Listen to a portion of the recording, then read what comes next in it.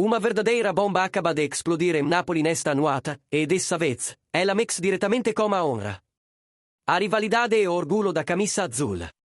Como sempre, aqui no canal, voce accompana os bastidores mais quentes do mercado. E o che il mattino reveluoi e podere accendere uma das disputas mais tensas do futebol italiano.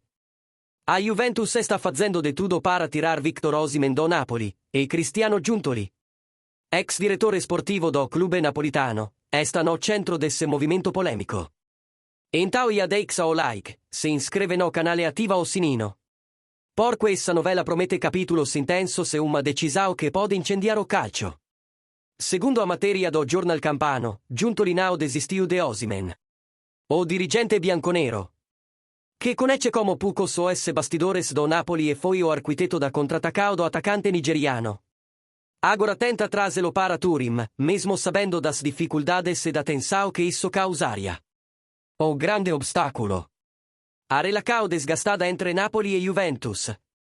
Soma dá o fato de que a cláusula de rescisão de 75 milhões não é válida para clubes da Série A. Ou seja, qualquer negociação entre as partes teria que partir de acordo direto e de valor muito superior. Aurelio De Laurentiis foi claro, se for para vender Osimhen a rival direto. O preco comeca em 90 milhões de euros. E a Juventus, segundo fontes internas, não pretende passar de 80 milhões. O que coloca a negociação em impasse. Ao mesmo tempo, clubes como Manchester United observam de longe e tentam uma abordagem alternativa, oferecendo Jlund como moeda de troca parcial, numa operação que também agrada ao Napoli. Por ser como clube do exterior. No meio de tudo isso, Victor Osimhen segue com foco total no Galatasaray. Mas como retorno à Itália marcado para giugno.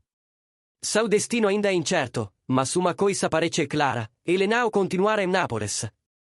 E a única questão é onde ele jogará a próxima temporada, na Inglaterra, na Arábia Saudita ou no Allianz Stadium de Turim. Para De Laurentiis, essa última opção seria golpe no coração da torcida. Mas se a Juventus abrir os cofres, a história pode tomar rumo inesperado. E agora queremos saber de voce, torcedor do Napoli. Voce aceitaria vender Osimhen para a Juventus por 90 milhões? Ou acredita que, por respeito à camisa e à história, essa transferência jamais deveria acontecer? Não importa o valor.